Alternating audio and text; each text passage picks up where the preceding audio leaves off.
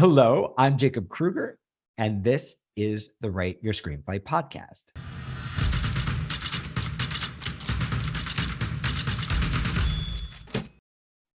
My guest today is Jonathan Redding. Jonathan is the newest faculty member at Jacob Kruger Studio, and we are so incredibly lucky to have him.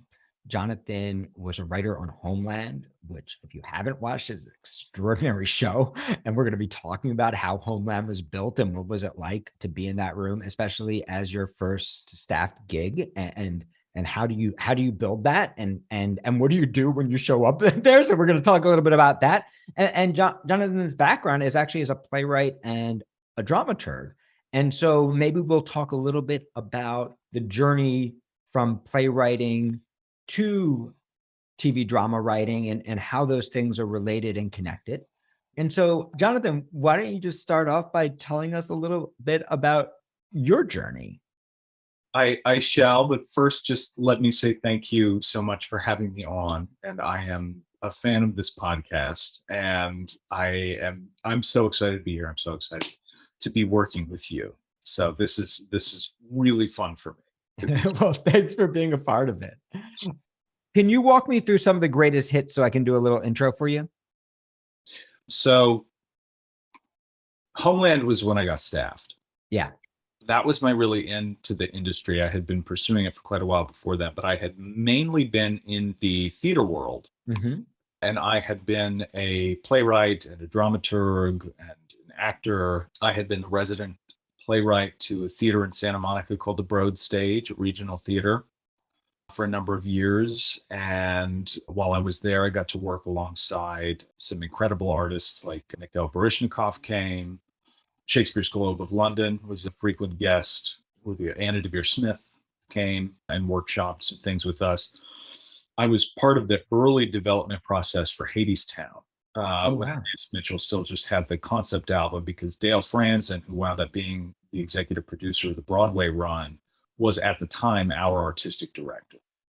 So that was back when it was just first being workshopped with actors singing it live and trying to put together some simple kind of movements and things to it. Prior to that, I had my own company called the Los Angeles Theater Ensemble, who were kind of perennial Ovation Award nominees out here, and had a number of celebrated and award-winning plays, including The War Cycle, which was a trilogy of plays we did about OEF, OIF, Iraq, and Afghanistan that sort of became timely again.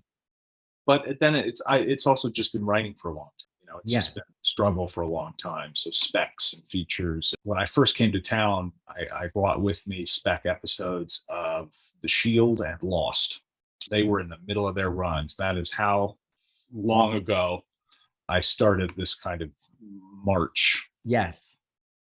So where it was like, Homeland was my first show. It's like, it took so long. Yeah. It took so long to get to I can't tell you how long it took to get to Homeland. Yeah, well, I think that's actually very heartening for students to understand that, yes, some people get lucky. And I always say, you never know when luck could happen tomorrow, luck could happen in 10 years. But I think the people who are successful are often the people who the luck doesn't happen when they want it to necessarily, but they keep going through that, and they keep pushing and they keep pushing and they keep pushing. And I think it's very valuable to understand, like, it may take you a long time to build a career, and that's not because you're failing. That's because you're doing something really hard. Yeah. It's like Theseus's boat. Like, you start out with your piece of material, you're like one or two scripts, and you're like, this is the thing, and it's going to get me there. And then by the time you've actually reached a destination or reached some far along part of your journey, every part of the boat underneath you has been replaced and patched over and become new. You are the constant. I love that as a concept, especially because there's so much bad advice out there. I get writers all the time, and it's like, well, this person told me I should write this script, and then I write that script, and then somebody else said I should write something like this, and so I wrote that, and then somebody else said I should write something like this, and I wrote that. And it's really easy to go like, you should, like, as if somebody has all the magical answers. But like you said, really the common denominator is you and your voice, especially at the beginning. If you're trying to get staffed on a show, it's about people reading your work and going, wow, only Jonathan Redding can give me that, right? Yeah. That's such a unique thing for him. That's the only reason to hire a new writer is that they're giving you that. And how are you going to do that? You're going to do that by writing something that you're crazy about, Yeah. and that you're desperate to create. How did you get staffed? Did they find you? Did you find them? Like what happened? What did that process look like? You know how everybody that you know that works has a crazy story of how they wound up working? Yeah. It really is true. So I had been in the theater world. I had made friends through my time in the theater with people that worked in the industry, just because I had been at it. I had been out here for years. I had been out here for 12 years at that point. And the first person that I sat down and asked out to coffee to say, I want to try and do this, and can I pick your brain, was Dan Attias, who is an incredibly seasoned director of our drama television. He's directed every great show. And he was a repeat director for Homeland that they brought back every season. And it turned out that by that point, I also had a friend of my wife's, an old friend of my wife's, was an assistant, a post production assistant on Homeland who knew the whole support staff. And another acquaintance that I knew a little bit through the Ojai Playwrights Conference world was Charlotte Stout, who had been a staff writer on Homeland and who has gone on to have this wonderful career. Charlotte's awesome, and she's, I believe, running the morning show right now. So I had this little smattering of people that were involved in Homeland or orbited Homeland, and I talked to them, and nothing happened. And I went on pursuing other things. And then there were some openings on the support staff. And I came in and interviewed, and I crushed the interview. It was so great, and I really liked everyone, and everyone liked me, and they didn't hire me. What did it mean to crush the interview real quickly? Because I think a lot of people don't even know what that interview looks like or what somebody's looking for when you show up for that. For the assistant interview? Yeah. I don't know what it's supposed to be. I think for a lot of people, the sort of orthodox notion people have in their minds is that you're coming over from being in the mailroom at an agency, being on a lit desk, being on whatever else, and you're trying to get closer, or you're a set PA, you know what I mean? You're a production PA, and you're involved in that aspect of it, and you're trying to get closer to the orbit of the room. So that's one way that people can do it, is that you can target those PA jobs that are in production or that are on a show peripheral to the room. And you don't go in there right away and do this, but over time, you do an excellent job and you impress everybody and you're really kind, especially when it's really hard to be kind. That's like a clutch skill. And you build goodwill, and sooner or later, people will ask you what it is you're trying to do. And you can let that be known. The way that I did it was I went into this interview from a completely other world. And the message was kind of like, yeah, I'm here to chop wood and carry water. I want to do this, but I'm not really in a place where I'm going to get just hired straight across. I'm not like a known playwright. Mostly my dramaturgical work was in support of ensembles and playwrights. So I'm coming in with my work experience, and I'm talking about all of the different sorts of things that I've done and the collaborative environments that I've been in and artists that I've worked with and for. But really a big part of it is just how do you click with the support staff that's already there. And I did things like research everybody, because everybody that's on that support staff are also aspiring filmmakers and writers and artists. And so they have short films, and they have histories, and they have things that they did while they were in school. And they have things that they are they have a GoFundMe for, and they have something at Holly Shorts that you can go and see. And you don't want to stalk these people, but you want to sit down, and I wanted to have a sense of everybody's voice and their interests. And I genuinely really liked them because it was a great set of people. And so afterwards, when they didn't hire me, I reached out to each of them and said, hey, you know what? I know it didn't work out, but I really liked meeting you guys. And I don't know a lot of people. I don't have a ton of sort of friends and peers that are at this breaking in, assistant kind of place, because I'm new to this sphere, because I'm moving over from another career path. And could I take you out to lunch? Could I take you out to coffee? Could we just talk about, can I pick your brain about what your day-to-day job is like? What do you do on this desk? What do you do on this desk? And I made some really good friends, and friends that are now, we read each other's work, and we stay in touch. And the seed of some of those friendships, was there, and it wasn't a mercenary thing.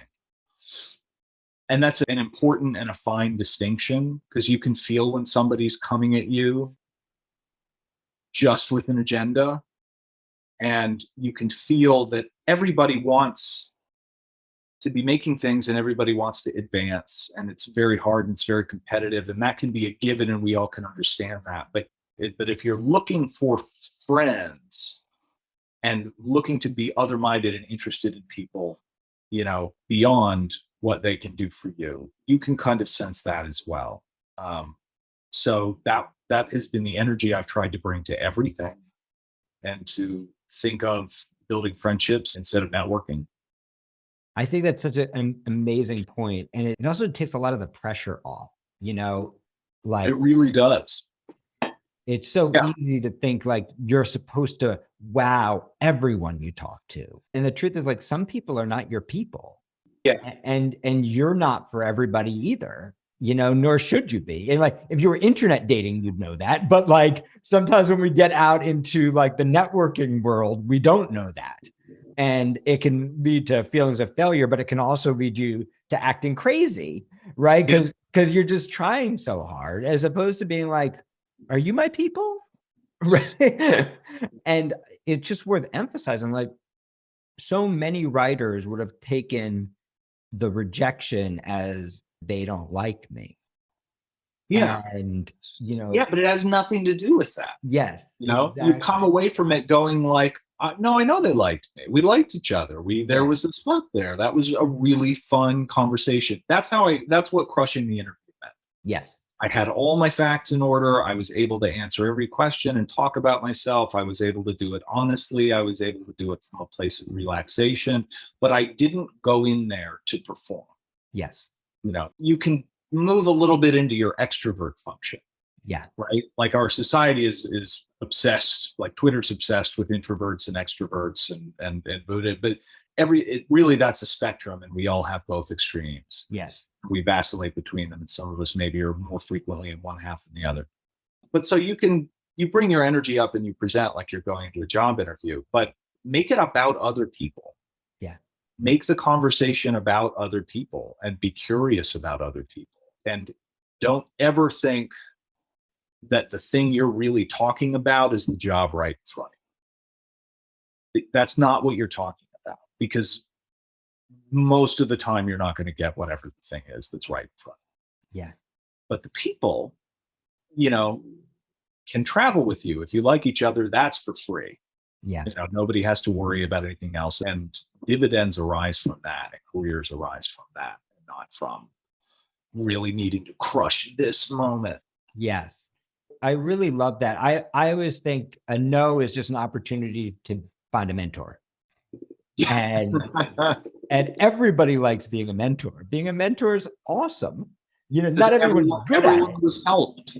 Yeah. Everyone that works was helped. And I didn't understand this in the beginning. I didn't understand that you could just go up to people and ask for a little bit of their time, ask to have a cup of coffee, ask to have a conversation with them. And there will be some people that are too busy, that say no, that ghost you, and you let that go and you forgive that, because everybody's life is crazy. And you let people know that there are no worries, but you swing back every 2 months. If somebody says yes, and they're not ghosting, but they keep punting, they keep kicking the can down the road, you put it in your calendar, and a couple months later you come back and you say, hey, don't want to be a bother, just want to put a bug in your ear. If you're still up for this, would love to sit down and chat. And if not, totally get it. And I hope your summer's well. I hope you're doing well, and I'll talk to you later. And there's a friend of mine, a mentor of mine, referred to that as elegant persistence. Those networking skills, those soft skills, Yeah. We're writers, and a lot of us think like it all takes place, between you and your keyboard. But Yeah. it especially, well, on the business side, it can't. But especially in the TV world, Okay. when they're interviewing somebody, they're also going like, is this person going to be valuable in the room?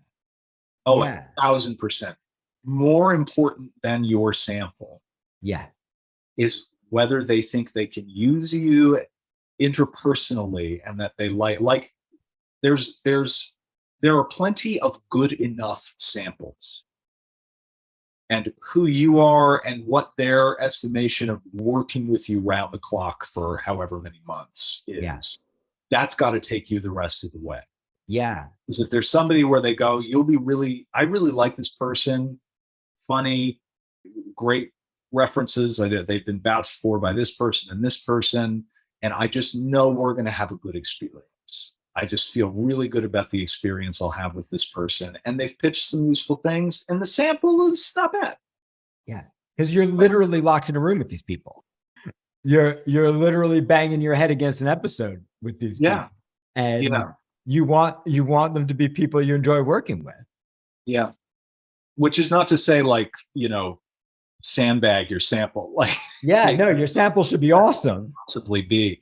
Yeah. But if you come in there with something brilliant, but you're prickly, and they think this person's going to be difficult down the stretch, this is not a person I want to be in the foxhole with when we're 2 episodes behind and $4 million over budget, and I've got a star in Open Mutiny, and they want to know that you're a good person, a team player, a source of positive energy.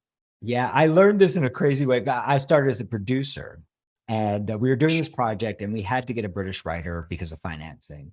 And so I was the person who was in charge of reading like thousands of British writers and, trying to find the right person. And I bust into my boss's office, and I won't say the person's name, but I was like, you are never going to guess who I just got. Multiple Academy Awards. He has written some of my favorite screenplays, like just absolutely, and he wants to do it. I'm yes. And I'm expecting like a hug and maybe fireworks or something. And my boss goes, oh no. Oh no. That's like inviting a bear into the room. And I'm like, but he's like the best bear in the world, and my boss was like, absolutely not. We'll completely lose control of the project. And that was such an incredible lesson, actually, for me as a writer, because I was much more interested always in writing than producing. But it was such an interesting lesson as a writer that it's not, you could not have found a better writer for this project. But it's about, I'm going to be working with this person for a year, series for many years. And like, are my ideas going to be honored? Are my needs going to be cared about? Is it going to be a two-way street or a one-way street? Fortunately, it seems that the tide is moving in the direction of the real jerks kind of being pushed out and it becoming unacceptable. Yeah. To be nasty in the room. That's a part of this inclusivity and justice movement, is to say, like, there are kinds of behavior that are not going to be tolerated anymore. But the flip side of that is that now it is an expectation that you be a good gal or dude. Yeah. Yeah. So which is good, because it was not that way in my time, I can tell you. Yeah. There's really not a level of talent, in my estimation, that is so special that you deserve to just be nasty to people. Yeah. Yeah. If you want to be a novelist who's a misanthrope and who lives in your isolated bubble and goes for long walks in the woods, and shouts at pigeons, like, fine, go do that. But if you're going to work in this super collaborative medium, like, you're not that special. Yes. Yeah, no, it really does make sense, right? It wasn't that way when I was coming up, but it does make sense that you're working on a group project, and you're going to get better results if you've got a great group than if you've got one gifted jerk. but we'll bring this all back. Okay, so you build these mentorship, friendship relationships out of what could have been felt like disaster. What happens next? So I have a couple of friendships that are circling around Homeland. Nothing happens. There are openings on the support staff. I'm not hired. I continue making friends with some of these people that I'm still friends with. And then something happens where somebody's getting married, and one of the more senior assistants. And so they're going to be short staffed during a crucial week. And they need somebody that can come in and be the writer's PA so that the writer's PA can bump up and do a more complicated job that she's more than capable of doing. But somebody needs to take her duties off of her shoulders for a week. Yeah. And it's simple stuff. But again, it's that interpersonal thing because they're in the middle of their flow. So they're into scripts and into episodes, and it's starting to get intense and it's starting to quicken, and they're understaffed a little bit. The room is understaffed. And they don't want to just bring in any old body. So they go, oh, we really like Jonathan. That was so great. Let's see if he can do it for a week, if he can cover us for a week as a temporary employee. And so, of course, I shelve everything else that I have happening in my life. And I say, I'm sorry, I have to go do this for a week. It's crucially important. I will be back. And I had like a side gig at that point. And I go crazy above and beyond that week. So if I'm given a task, I think about the 2 extra peripheral things around that task that I could do. Like, okay, we want you to stock the kitchen. Well, okay, so I'm going to stock the kitchen for the week. And I'm also going to go through and reorganize and throw out all the expired yogurts. And I am going to empty and clean the fridge. And I am going to do a deep scrub of the tabletop with all of the coffee apparatus and the espresso machine. And I'm going to take the espresso machine apart and clean its component parts.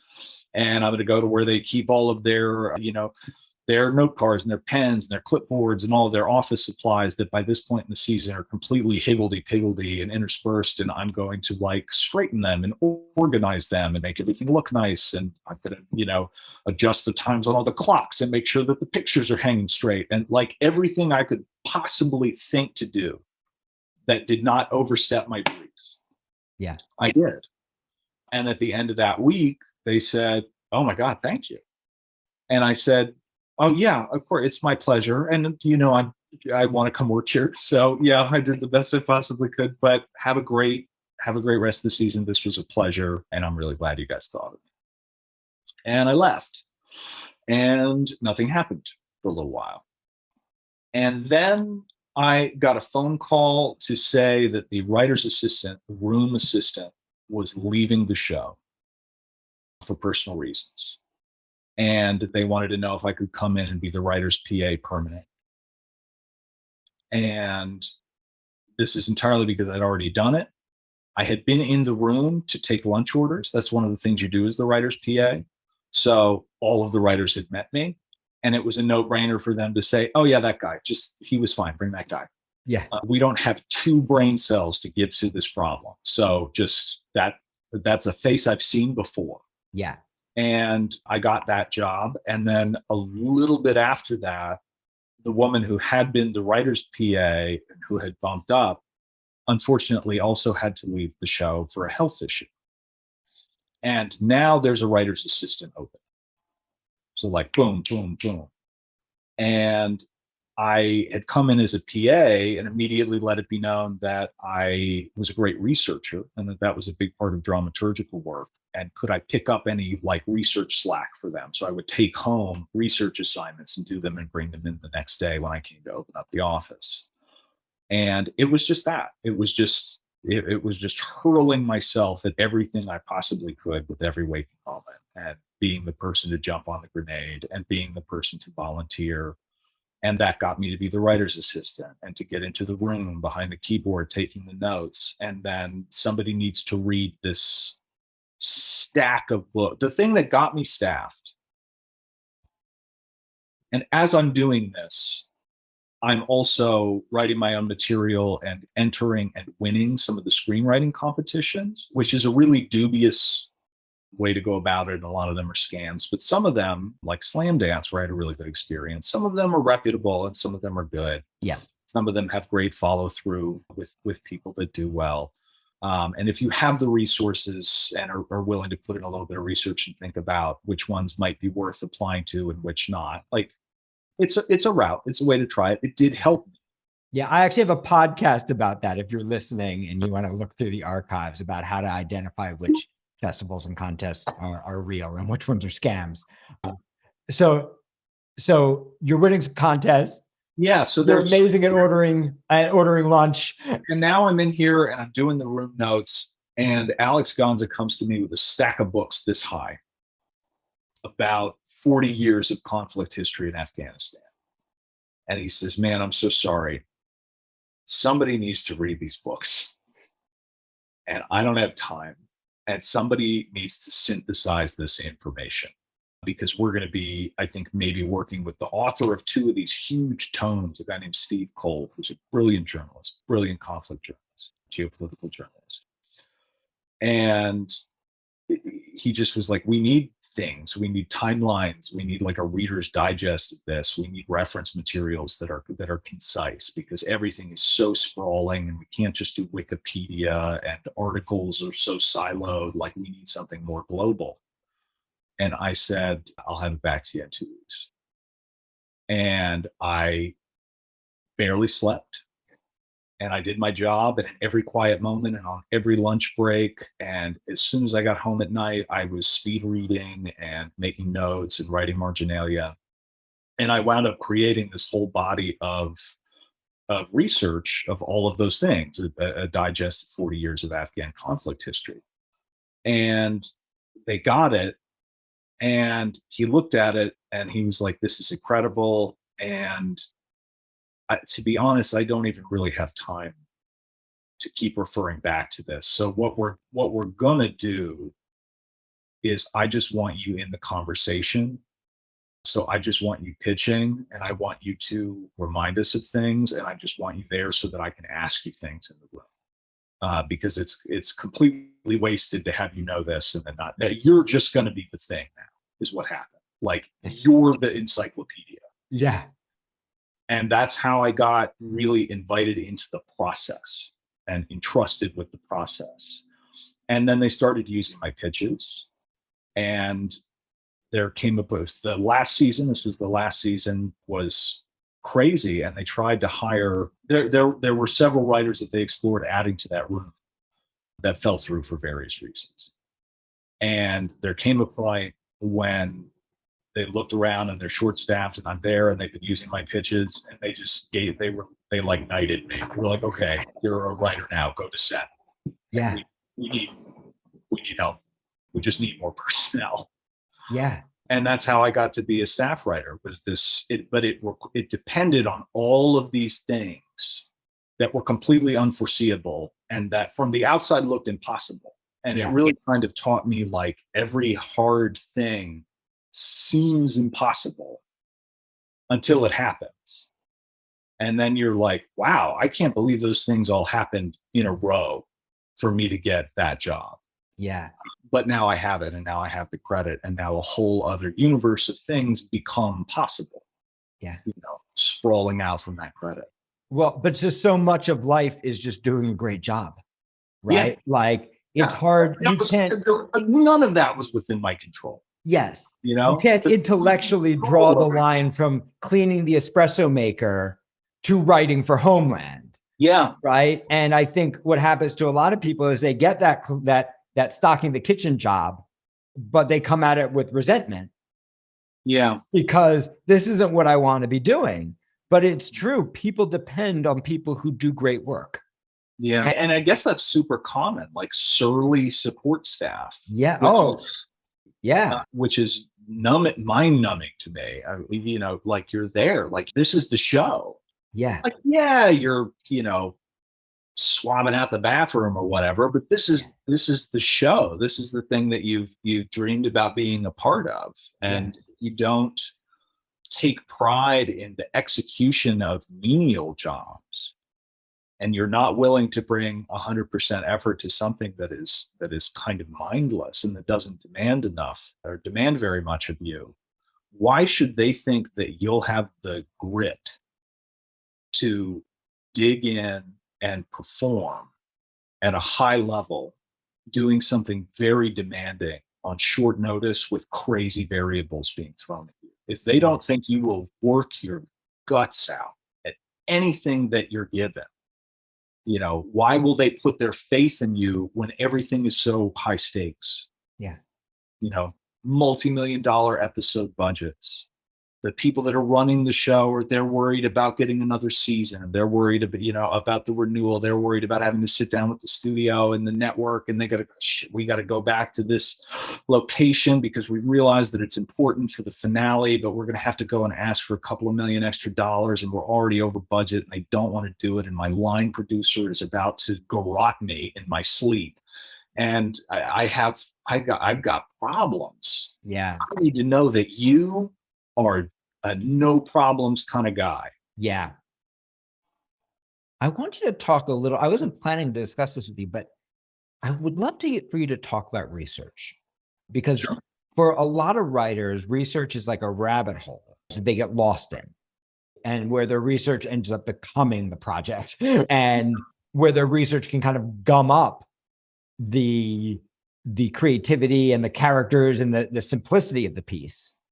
And at the same time, you're writing a piece like Homeland, and obviously there's a lot of research that needs to go into that because there's a complicated world and there's geopolitics and right. How do you balance that as a writer? Okay. In a moment, I want to tell a cool story about how that works on Homeland. Yeah. Because it's like such a sterling example. That is tricky. That is a skill. It varies from project to project. For me, I actually learned something on Homeland that was really useful, because early on for me, there was a paralytic element to my concern over truthfulness and believability.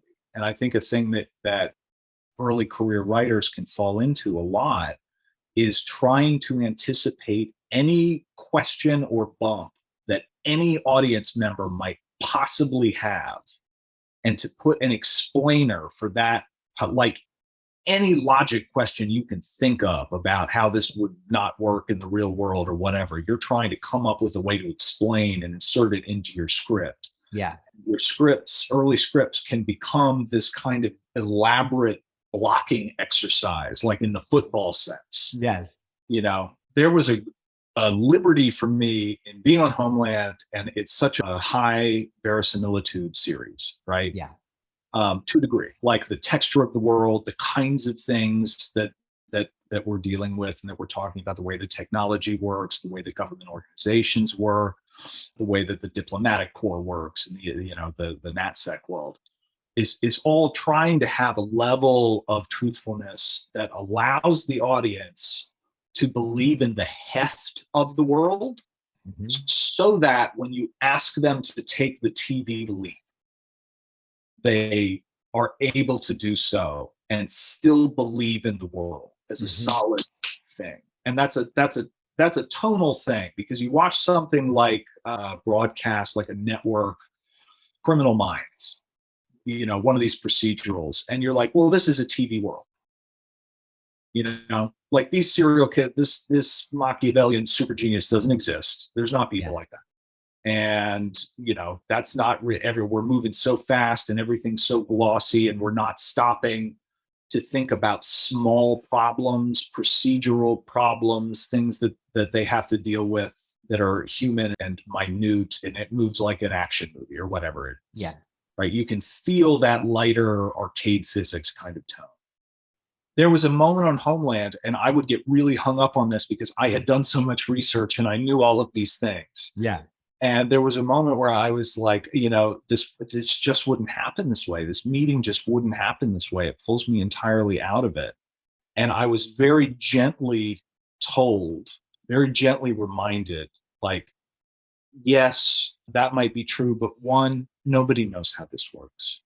like 3 people at Foggy Bottom know how this would really happen. And 2, this is a work of fiction.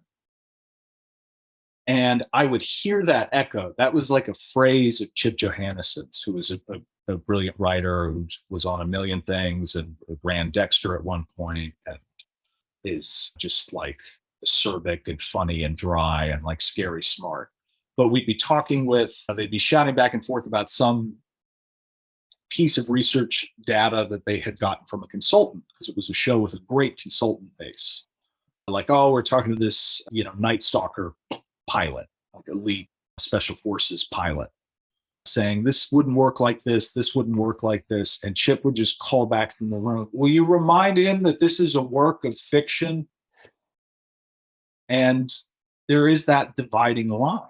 And it's something that you have to feel your way into and figure out for yourself based on trial and error in your various drafts and revisions, where that feels right for the project that you're working on now, based on how realistic that project has to be. If you are writing a show that is about vampires, you can choose to read Bram Stoker or not, or Anne Rice or not, or examine folklore about all of the different kinds of, the jumping vampires of Asia, all the different kinds of ideas of what vampires have been. Or you can read nothing and make it up entirely from scratch because vampires don't exist. Yeah. So it's a case-by-case thing. But I figured out at the end of the day that you have to liberate yourself from the notion that you are presenting the real world. Mm-hmm. If you're doing cinema verite, if you're really trying to show people something that is grounded exactly in our world, like Mayor of Easttown felt like this is just the world. Yeah. There's no stylistic imposition on top of this at all. This is how small town police really are. This is how this corner of America really is. It just feels like the world. You're doing that, then maybe, you want to be very specific in your research of that region and try and hew to it, because you're trying to make the audience feel that, like they're just watching a real community. Well, I love this answer. You had said something earlier about anticipating needs. And you were talking about it in relation to, I'm the PA, right? But it's so much like mentorship, right? It is your, when you're mentoring a writer, it's, or when you're working on a show, you're a staff writer on a show, right? Not every show, not every writer has the same needs. And I had a similar lesson because, I was a research maniac, and I wanted everything to be true. But the truth is, that's not possible. Even Mayor of Easttown is heightened, right? Yeah. Because the true world unfolds over, Homeland unfolds over 20 years, right? Like you can't capture in an episode the way life unfolds in real time. And so somebody said to me, and he said it in a different way, because I would have bristled, because I was such a little egomaniac, but I would have bristled at, this is the work of fiction. This is the work of historical fiction. But somebody said it to me in a way that actually helped me so much. And they said, you have to navigate towards the fun. That was so helpful to me, because I realized, yes, the fun is different in every show. In BoJack Horseman, the fun is a million puns and, industry jokes, and then like moments that make you want to cry that come out of nowhere, right? And in Succession, the fun is watching these people who have everything, who are just in so much pain, right? And who are just causing so much pain for themselves, for each other, and for everyone around them, right? And the fun is watching them hurt each other, and in a way, Arrested Development is the same thing with a lighter tone, And so, as you were describing it, you're much more of an expert on Homeland, obviously, than I am. But, you know, if you didn't have a believable world in Homeland, if you didn't have all that research, if you didn't have the consultants, if you didn't have those books, right, then Homeland is not going to be fun because it's going to feel fake. And Yeah. the whole piece is such a commentary on, I mean, it feels even more valid now, right? As we look back at it, right? How prescient so much of that show was. That was achieved in an interesting way, but yeah. Yeah, let's circle back to that because I want to, but the fun is, it's got to feel like our real world, but the fun is really, Harry is always going to fall in love with the wrong person, right? And like the fun is actually Carrie's relationships, right? And Carrie's mental illness, right? And Carrie's sacrificing everything that she really wants for a country that doesn't appreciate her. Yeah. And, Well, and that's so much the franchise, and it's been oft remarked, but the Cassandra archetype, that Carrie is a character who is doomed to know the truth, but to be disbelieved. Yes. And we're watching her compulsively, repetitively dig holes for herself that is going to make it so much harder for her to make her truth understood. Yes. You know, because she's hopping into bed literally and figuratively with dangerous people and liars and spies. And, you know, she's so mission focused that she undermines herself as a narrator. Yes. Yes. And we talk about engine all the time, right? And there are obviously so many elements of engine. I'm sure having worked on the show, you could, you know, make a 5,000 page Bible to capture all the ingredients of what makes Homeland, right? But hey, falling in love with the wrong people is a really succinct way to capture something so essential to the heart. Exactly. That you when you're building your engine, you actually, it needs to be that simple for you, right? Otherwise, your piece is going to feel diffuse. Yeah. Where's the aliveness? Yeah. Yes. Yeah, exactly. Where's the aliveness? What makes it personal aliveness, and what's dangerous, and what do you sit down and go like, ooh, I don't know where that goes. Yeah. I find I've been kicking something around for a year that's in development that has some, you know, mass around it, and just really had that epiphany recently where I'm sitting there going, I know where all of this goes. Yeah.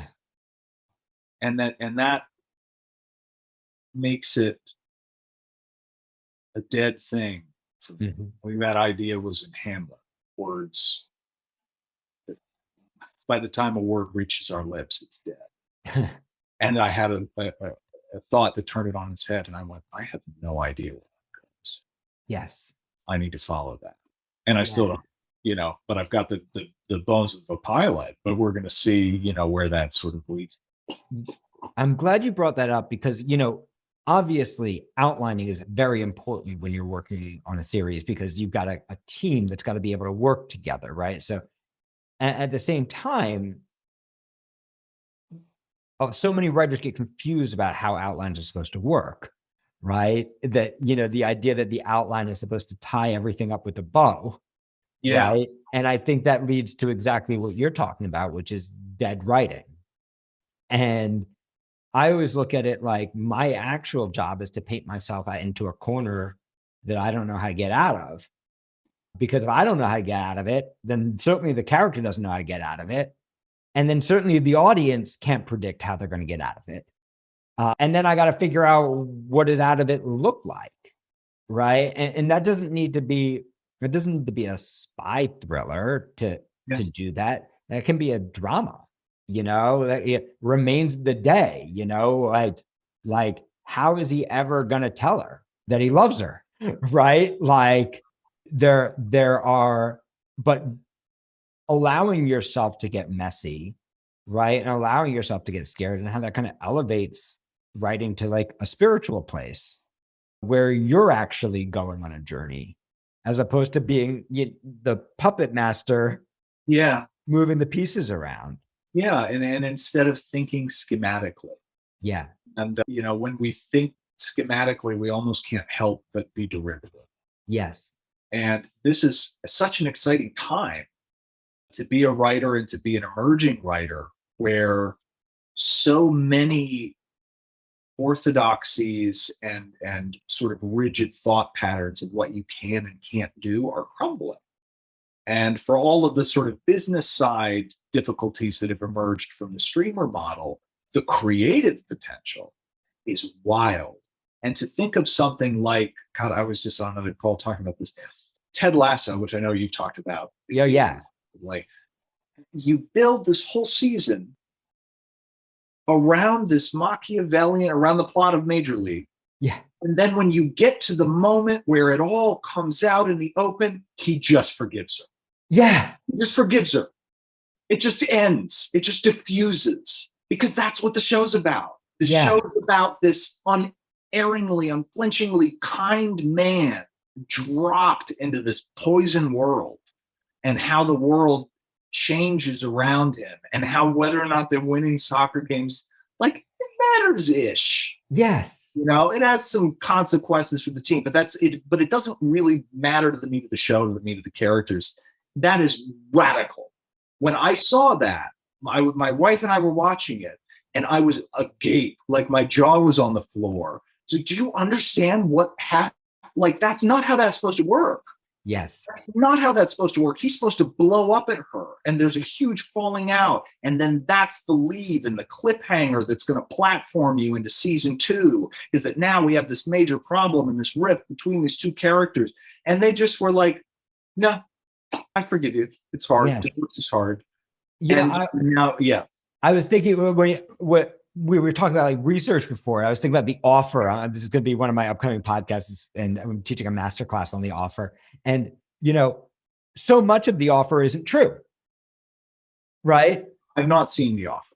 Oh, you're missing out. So, Yeah. I have a small child, so I'm falling behind. Without ruining it for you, Jonathan, they're building a mafia story around the story of the making of The Godfather, right? And the mafia story, I didn't realize that. The mafia characters are echoing lines from The Godfather and scenarios from The Godfather, but they're like gentle riffs, right?